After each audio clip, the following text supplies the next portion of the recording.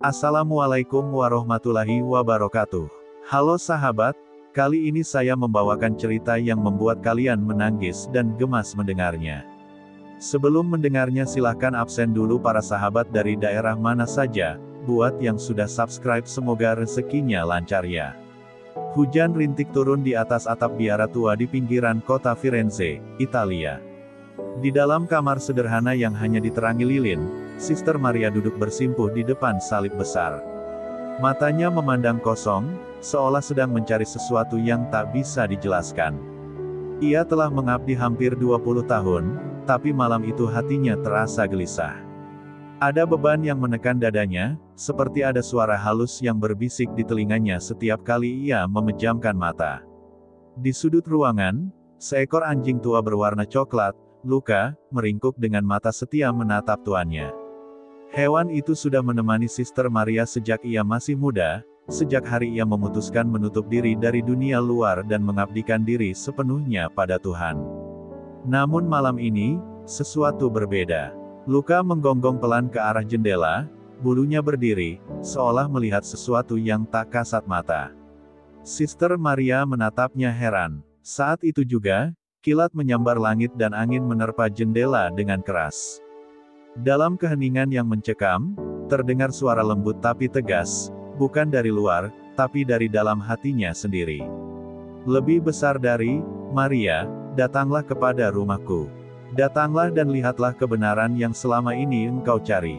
Sister Maria terperanjat. Ia menutup telinganya, berusaha menepis suara itu, namun gema panggilan itu semakin jelas. Ia mencoba berdoa dalam cara yang diajarkan biaranya, tapi semakin ia berdoa, semakin kuat cahaya menyilaukan muncul di hadapannya. Cahaya itu berubah menjadi bayangan bangunan hitam berselimut kain putih, Ka'bah, yang tidak pernah ia lihat sebelumnya, tapi terasa sangat akrab di hatinya. Air matanya menetes tanpa sebab. Dalam batinnya, ia merasakan sesuatu yang tak pernah ia rasakan selama ini, ketenangan yang tak berasal dari doa atau ritual yang ia kenal. Luca menggonggong pelan lagi, kali ini menatap ke arah cahaya yang sama, seolah ikut merasakan getaran yang suci itu. Dengan suara bergetar, Sister Maria berbisik, "Tuhan, apakah ini engkau yang berbicara padaku?" Malam itu, ia tak bisa tidur. Hatinya bergolak, pikirannya berkecamuk antara iman lamanya dan panggilan misterius yang menggetarkan jiwanya. Satu hal pasti, hidupnya tak akan sama lagi. Di dalam keheningan biara, dengan suara hujan dan napas lembut Luca yang setia di sisinya, Sister Maria tahu, sebuah perjalanan baru sedang menunggunya, perjalanan menuju kebenaran yang belum pernah ia pahami. Pagi itu, kabut masih menggantung di halaman biara saat Sister Maria melangkah keluar dengan koper kecil di tangan dan Luca di sisinya. Ia meninggalkan surat kepada pemimpin biara, berisi permohonan maaf dan penjelasan singkat, "Tuhan memanggilku untuk melihat kebenaran di timur. Aku tak bisa lagi mengabaikan suara itu." Tangannya gemetar saat menutup pintu kayu yang telah menjadi rumahnya selama puluhan tahun. Namun di dalam hatinya, ada keyakinan yang tak bisa dijelaskan, seolah langkahnya kini digerakkan oleh kuasa yang lebih besar dari dirinya sendiri. Perjalanan panjang dimulai. Dari Italia ia menuju Turki, lalu ke Jeddah. Setiap malam, suara dalam mimpinya kembali muncul, menuntunnya dengan lembut, "Jangan takut. Aku akan menunjukkan kepadamu tanda-tandaku di bumi dan langit." Luca, yang biasanya takut dengan keramaian, kali ini tenang di pelukannya. Banyak orang menatap aneh pada wanita berkerudung biarawati yang membawa seekor anjing dalam perjalanan spiritual, namun Maria tak peduli. Ia merasa setiap tatapan itu hanyalah ujian dari Tuhan. Ketika pesawat mendarat di tanah Arab, panas gurun menyambutnya.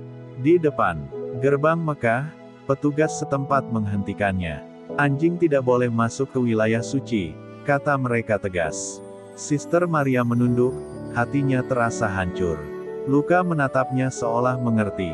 Dengan air mata yang jatuh tanpa henti, Maria berlutut di depan petugas itu, memeluk anjing tuanya sambil berdoa dalam bahasa yang spontan keluar dari hatinya, bukan doa Latin yang biasa ia ucapkan, melainkan panggilan penuh kepasrahan kepada Sang Pencipta yang ia kenal dalam mimpinya. Tiba-tiba, Angin dingin berhembus lembut, membuat debu gurun berhenti berputar. Dari arah Ka'bah yang jauh di dalam kota, terdengar lantunan azan yang menggema lembut. Semua orang yang berada di dekat gerbang itu terdiam.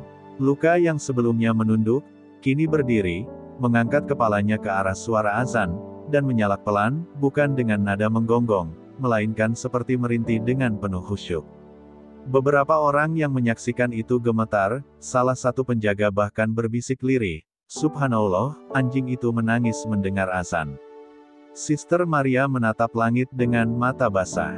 Di hatinya, ia tahu inilah awal dari sesuatu yang besar. Panggilan itu nyata, dan keajaiban baru saja dimulai. Ia memeluk Luka erat, sambil berbisik, "Jika ini jalan kebenaran, maka tuntunlah aku, ya Tuhan yang sesungguhnya."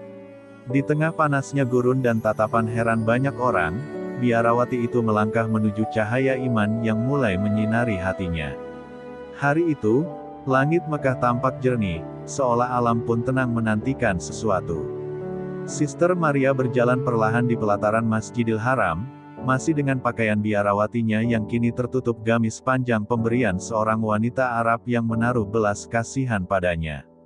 Luka berjalan di sampingnya, tenang, meski banyak orang menatap heran. Beberapa jamaah sempat ingin mengusirnya, tapi anjing itu hanya duduk diam, menundukkan kepala seperti tahu dirinya sedang berada di tempat suci. Ketika mata Sister Maria pertama kali menatap Ka'bah, tubuhnya seketika lemas. Air matanya mengalir deras tanpa ia tahu alasannya. Ia merasakan sesuatu yang luar biasa, kedamaian yang tak bisa dijelaskan oleh kata. Suara hatinya bergetar, dan jantungnya berdetak cepat. Ia jatuh berlutut, menatap ke arah bangunan hitam suci itu sambil berbisik, "Inikah rumahmu, Tuhan? Mengapa hatiku bergetar seperti mengenal tempat ini sejak dulu?" Luka pun tiba-tiba menggonggong pelan dan lalu bersujud, menempelkan kepalanya ke tanah. Orang-orang di sekitar terperanjat. Tiba-tiba, cahaya putih turun dari langit, lembut, hangat, dan menenangkan. Cahaya itu menyinari Maria dan Luka di tengah kerumunan. Angin sepoi berhembus, membawa aroma harum yang tak dikenal. Beberapa orang menangis menyaksikan kejadian itu, sementara sebagian lain berbisik penuh takjub, "Allahu Akbar, lihatlah, cahaya itu menyelubunginya." Maria menatap tangannya sendiri, dan ia melihat sinar lembut bergetar dari ujung jarinya. Hatinya terasa seolah dibersihkan dari segala keraguan. Dalam tangisan dan ketakjuban, Maria menundukkan kepala dan berkata lirih, "Aku tidak tahu siapa engkau sebelumnya, tapi sekarang aku yakin, engkaulah yang Maha Esa."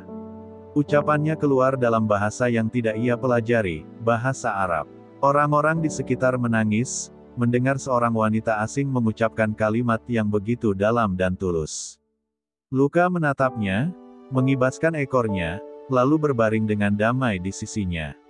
Di detik itu juga, hujan lembut turun di atas pelataran Ka'bah, meski langit di sekitar Mekah tetap cerah. Semua yang melihat menyadari, itulah tanda dari kuasa Allah. Sister Maria bersimpuh, menangis sejadi-jadinya, sementara hatinya terasa diselimuti cahaya iman. Ia tak lagi menjadi biarawati yang mencari kebenaran, ia telah menemukannya, di hadapan rumah suci yang selama ini memanggilnya. Dalam mimpi, setelah peristiwa luar biasa itu, orang-orang di sekitar Masjidil Haram mulai berbicara tentang wanita asing yang menangis di depan Ka'bah sambil memeluk anjingnya. Sebagian percaya ia orang suci, sebagian lain masih ragu. Namun Sister Maria tak mempedulikannya. Ia hanya duduk bersimpuh, memandang Luka yang kini berbaring lemah di pangkuannya. Hujan lembut masih turun, membasahi wajahnya, dan air mata yang jatuh kini bercampur dengan air hujan, menjadi satu dalam ketulusan doa. "Luka, kau telah menemaniku sejauh ini," bisiknya lirih, "jika ini akhirmu, biarlah kau pulang bersama cahaya Tuhan." Anjing tua itu menatap tuannya dengan mata teduh, lalu menjilat tangan Maria seolah berpamitan. Beberapa jamaah yang menyaksikan menunduk haru. Tiba-tiba, dari arah Ka'bah, terdengar suara lantunan doa yang semakin nyaring, seperti alunan surga yang memeluk bumi. Di saat itu, Luka menarik napas panjang untuk terakhir kali, lalu diam. Tubuhnya tenang, matanya tertutup lembut. Namun sebelum benar-benar terdiam, tubuhnya mengeluarkan aroma harum seperti kasturi, dan di sekitar tubuhnya muncul kilauan cahaya lembut. Orang-orang yang berdiri di sekitarnya gemetar, sebagian menangis. Subhanallah, anjing itu wafat dalam kedamaian di tanah suci. Sister Maria menjerit pelan, tapi bukan karena sedih. Ia memeluk tubuh luka yang tak bernyawa dan berucap, "Kau telah menemaniku sampai ke rumahnya. Kini aku tahu, cinta sejati bahkan bisa menjadi jalan menuju iman." Dalam sekejap, rasa duka berubah menjadi ketenangan yang dalam. Hatinya seperti diselimuti pelukan yang tak terlihat, dan di telinganya bergema suara yang sama seperti dulu dalam mimpi. "Lebih besar dari, engkau telah melihat tanda-tandaku. Kini waktunya engkau hidup dalam kebenaran yang sesungguhnya." Malam itu, Sister Maria bermalam di dekat Masjidil Haram. Ia bermimpi lagi, melihat luka berlari di padang luas dengan bulu berkilau dan cahaya di sekelilingnya. Seekor burung putih terbang di atasnya, dan dari langit terdengar suara lembut, "Setiap makhluk yang berserah, aku muliakan. Tak ada ciptaanku yang sia-sia." Ketika terbangun, air matanya jatuh tanpa henti. Ia menatap ke arah Ka'bah, lalu mengangkat kedua tangannya dan mengucapkan 2 kalimat syahadat dengan hati yang penuh keyakinan. Sejak hari itu, ia tak lagi dikenal sebagai Sister Maria. Ia memilih nama baru, Maryam, sebagai tanda kelahiran barunya dalam iman. Orang-orang Mekah mengenalnya sebagai wanita asing yang datang dengan anjing, namun pergi dengan cahaya keimanan di wajahnya. Dan di setiap malam, ketika angin lembut berhembus dari arah Ka'bah, Maryam sering mendengar gonggongan lembut di hatinya, seolah luka masih menjaganya, dalam damai dan rahmat Tuhan yang tak bertepi. Hari-hari pertama sebagai seorang mualaf menjadi ujian besar bagi Maryam. Ia belajar mengucap doa, membaca Al-Fatihah dengan penuh kesungguhan, dan memahami makna wudhu serta salat. Setiap kali ia bersujud, hatinya bergetar karena terasa seolah ia kembali berbicara langsung dengan Tuhan yang dulu hanya ia kenal lewat bayangan. Namun, ada saat-saat di mana rasa rindu menyergapnya, rindu pada luka, sahabat setianya yang telah pergi. Setiap malam di depan Ka'bah, ia berdoa, "Ya Allah, jika engkau berkenan, jagalah dia di sisimu sebagaimana engkau menjaga hamba-mu yang lemah ini." Suatu malam, ketika ia duduk di serambi Masjidil Haram setelah salat, seorang anak kecil Arab menghampirinya sambil membawa seekor anak anjing putih kecil yang kurus dan kotor. Anak itu berkata, "Wanita cahaya, anjing ini selalu datang ke tempat kau duduk. Ia tidak mau pergi, seolah mengenalmu." Maryam tertegun. Ia menatap anak anjing itu, matanya mirip sekali dengan mata luka.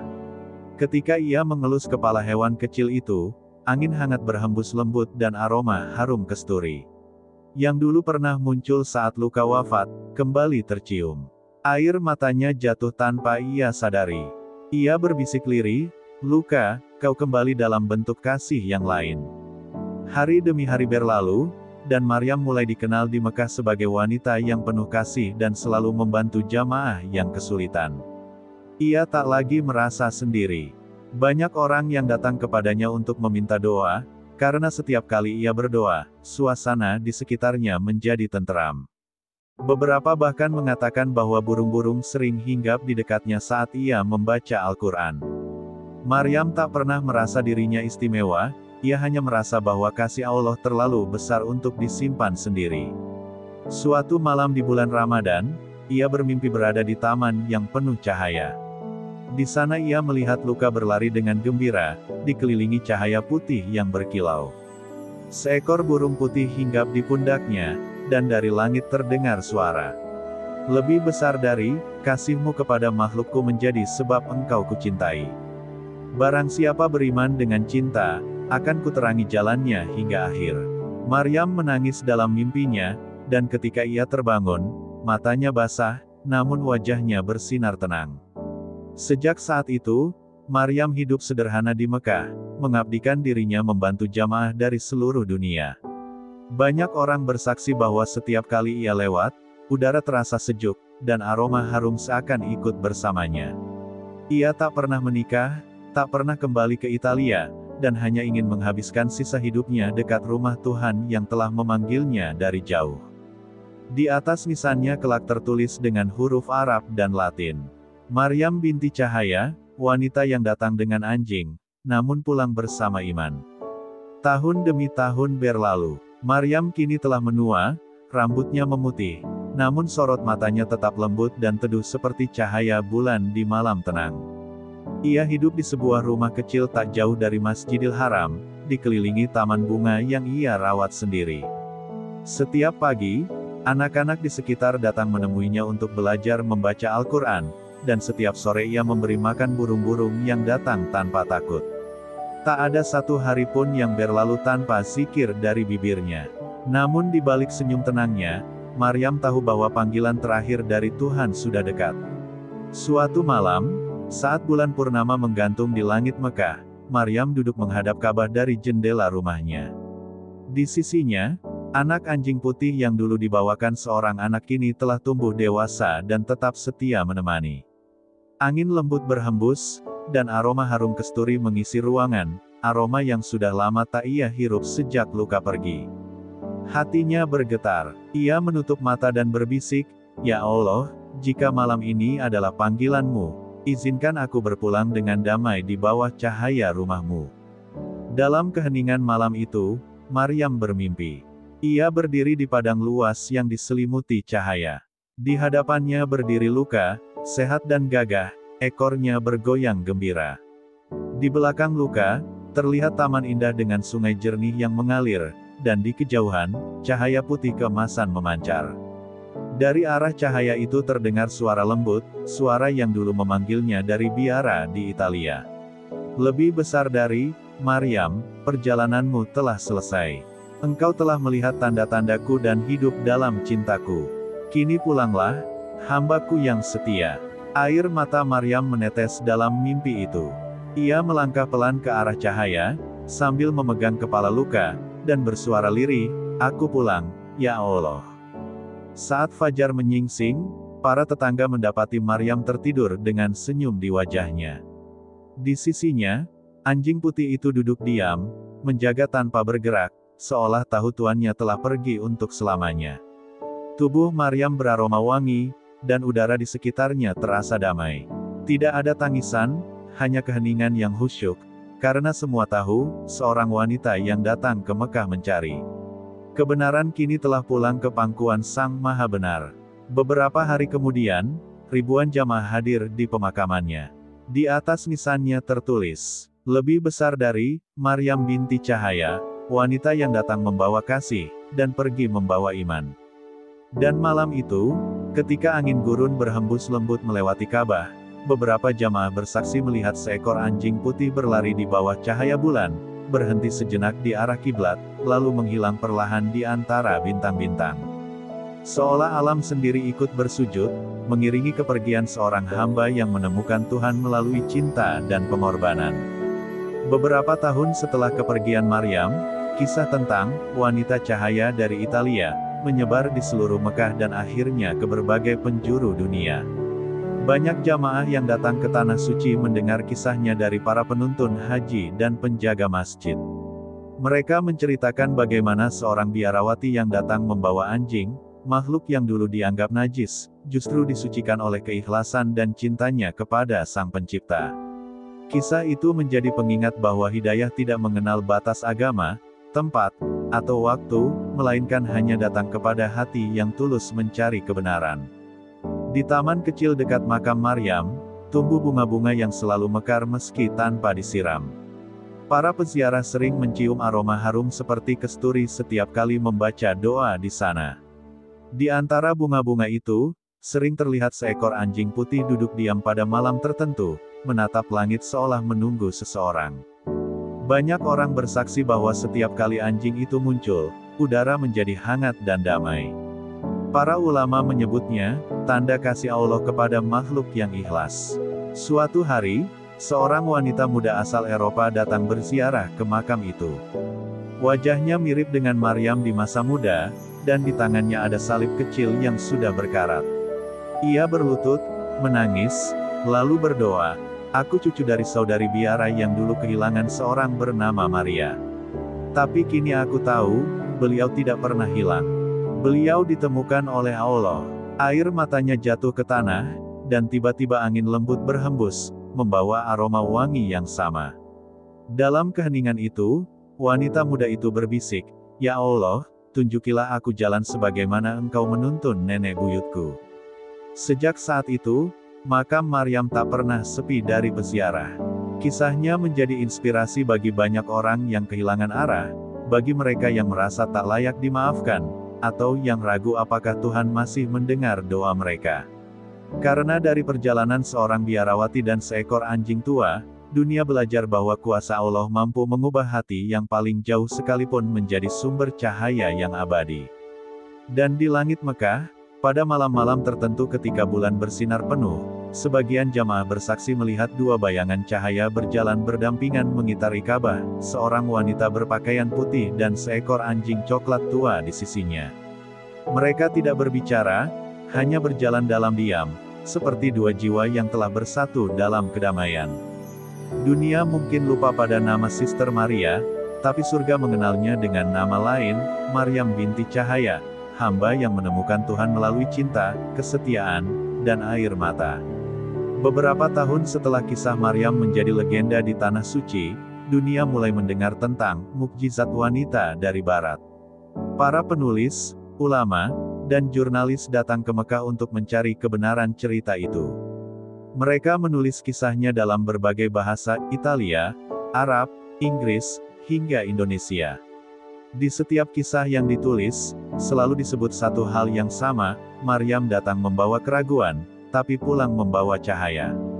Di balik semua tulisan itu, tak ada yang tahu bahwa Allah telah menakdirkan kisah Maryam sebagai jalan hidayah bagi ribuan jiwa di seluruh dunia. Di sebuah kota kecil di Eropa, seorang pendeta tua yang dulu mengenal Sister Maria membaca kisah itu di sebuah majalah Islam.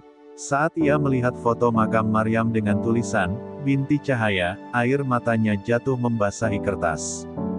"Jadi, dia menemukan yang selama ini kami cari," gumamnya lirih. Sejak hari itu, pendeta tua itu mulai membaca Al-Quran dalam diam. Beberapa bulan kemudian, ia pun memeluk Islam dan memilih nama baru, Isa bin Nur, sebagai penghormatan bagi wanita yang dulu ia panggil saudari dalam iman. Sementara itu, di Mekah, taman kecil di samping makam Maryam menjadi tempat doa bagi banyak orang. Setiap malam Jumat, orang-orang melihat cahaya lembut turun di atas taman itu, seperti kabut putih bercahaya yang menenangkan hati siapapun yang melihatnya. Seorang imam masjid pernah berkata, "Itu bukan keajaiban baru, itu hanyalah Allah menunjukkan kasih-Nya kepada hamba yang tulus." Dan setiap kali cahaya itu muncul, terdengar sayup-sayup gonggongan lembut, seperti suara luka yang menjaga tuannya, bahkan setelah dunia meninggalkan waktu. Dari kisah Maryam, lahirlah banyak hati yang berubah. Seorang wanita ateis di Prancis memutuskan untuk belajar Islam setelah membaca kisahnya. Seorang pemuda yang dulu membenci agama menemukan kedamaian saat mendengar cerita Maryam dan Luka di YouTube. Di dunia yang penuh kekacauan, kisah itu menjadi lentera, mengingatkan manusia bahwa Allah bisa menuntun siapa saja, kapan saja, bahkan melalui jalan yang tak pernah kita bayangkan. Dan di akhir zaman kelak, ketika seluruh bumi bersaksi atas amal umat manusia, nama Maryam akan tetap disebut dalam bisikan malaikat. Lebih besar dari, inilah wanita yang datang kepada Tuhan dengan hati yang bersih. Ia datang membawa kasih, dan meninggalkan cahaya yang tak padam. Sementara itu, di taman surga, seekor anjing tua berlari riang di sisi tuannya, tak lagi dipisahkan oleh dunia, karena kini keduanya telah pulang ke rumah cinta yang abadi, di bawah rahmat Allah yang Maha Pengasih. Malam itu, langit Mekah dipenuhi bintang yang bersinar lebih terang dari biasanya. Di antara lautan cahaya itu, seolah ada satu bintang yang paling menonjol, berkelap dengan cahaya kemasan lembut, memancarkan ketenangan yang tak bisa dijelaskan. Orang-orang yang berdoa di sekitar Ka'bah malam itu merasakan suasana yang berbeda, angin yang berhembus membawa aroma harum, udara menjadi sejuk, dan hati siapapun yang sedang bersujud terasa lebih ringan. Tak seorang pun tahu bahwa malam itu adalah malam di mana langit bersaksi atas kisah seorang hamba yang tulus bernama Maryam binti Cahaya.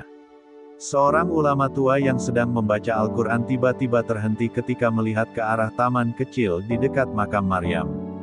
Di sana tampak kabut putih berpendar lembut, membentuk siluet seorang wanita berpakaian putih yang berjalan bersama seekor anjing tua di sisinya. Mereka tidak bersuara, hanya berjalan perlahan menuju arah Ka'bah, lalu menghilang dalam cahaya. Air mata ulama itu jatuh. Ia berbisik, "Subhanallah. Allah memuliakan siapapun yang datang dengan hati yang bersih." Suara tangis haru pun terdengar di sekitar taman, seolah alam pun turut bersujud dalam keheningan malam itu. Beberapa hari kemudian, seorang pemuda dari Indonesia yang menonton dokumenter tentang kisah Maryam merasa hatinya bergetar hebat. Ia yang selama ini hidup tanpa arah, tiba-tiba menangis tanpa sebab. Malam itu ia bersujud untuk pertama kalinya, mengucapkan kalimat syahadat dengan suara terbata. Dalam mimpinya, ia melihat sosok Maryam tersenyum, berdiri di tepi cahaya bersama Luka. Wanita itu berkata lembut, "Jangan takut mencari Tuhanmu, karena Dia lebih dekat dari napasmu sendiri." Ketika pemuda itu terbangun, wajahnya basah oleh air mata, tapi jiwanya terasa ringan seperti dilahirkan kembali. Kisah Maryam kini telah menjadi pelita bagi ribuan jiwa di seluruh dunia. Iya, bukan hanya kisah seorang biarawati yang menemukan Islam, tapi kisah tentang cinta yang mampu menembus batas antara manusia dan makhluk, antara agama dan keyakinan, antara dunia dan akhirat. Semua orang yang mendengarnya sadar, terkadang, Allah menurunkan tanda-tandanya bukan lewat mukjizat besar, tapi melalui hati yang lembut dan keikhlasan seorang hamba yang berani menyerahkan segalanya untuk kebenaran. Dan hingga hari ini, di setiap musim haji, para jamaah yang lewat di taman dekat Masjidil Haram sering merasakan kesejukan yang tak biasa. Sebagian mengatakan itu hanyalah angin gurun, tapi bagi mereka yang tahu kisahnya, mereka akan tersenyum dan berbisik. Lebih besar dari itu bukan sekadar angin, itu adalah kasih yang masih berhembus. Kasih dari seorang wanita yang datang membawa anjing, tapi pulang membawa iman, Maryam binti Cahaya, hamba yang disapa langsung oleh langit. Dan malam itu, di tengah hembusan angin lembut dari arah Ka'bah, seolah terdengar bisikan lembut dari langit. Tidak ada yang sia-sia dari perjalanan mencari kebenaran. Nama Maryam binti Cahaya kini menjadi simbol ketulusan seorang manusia yang datang dengan keraguan, namun pulang membawa cahaya iman yang abadi. Seekor anjing yang dulu dianggap najis kini menjadi saksi kebesaran Allah, bahwa rahmat-Nya meliputi segala makhluk, tanpa terkecuali. Para jamaah haji yang mendengar kisah ini meneteskan air mata. Mereka tidak menyangka, seorang biarawati dari negeri jauh datang bukan untuk menantang, tapi untuk menemukan cinta sejati kepada Sang Pencipta. Di langit, bintang-bintang seolah merunduk, dan angin malam menggetarkan setiap hati yang mendengar namanya disebut.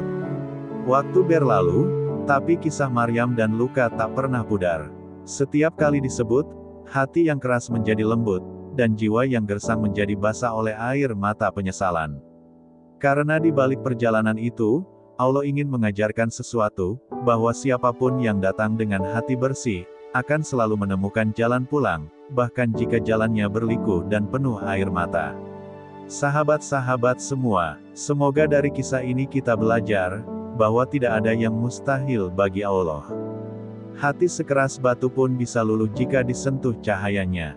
Semoga kisah Maryam binti Cahaya dan Luka menjadi pengingat bahwa kasih sayang, kejujuran, dan iman dapat menembus batas dunia dan agama. Mari kita tundukkan kepala sejenak dan berdoa bersama. Lebih besar dari, ya Allah, bukakanlah hati kami untuk selalu mencintai-Mu, sebagaimana Engkau telah membuka hati Maryam untuk mengenal kebenaran. Jadikan kami hamba yang rendah hati, lembut dalam perbuatan, dan teguh dalam iman. Amin ya Rabbal Alamin. Terima kasih telah menonton hingga akhir, sahabatku semua. Jangan lupa untuk like, share, dan subscribe, agar semakin banyak orang yang bisa mengambil hikmah dari kisah penuh keajaiban ini. Sampai jumpa di cerita berikutnya, semoga cahaya Allah selalu menerangi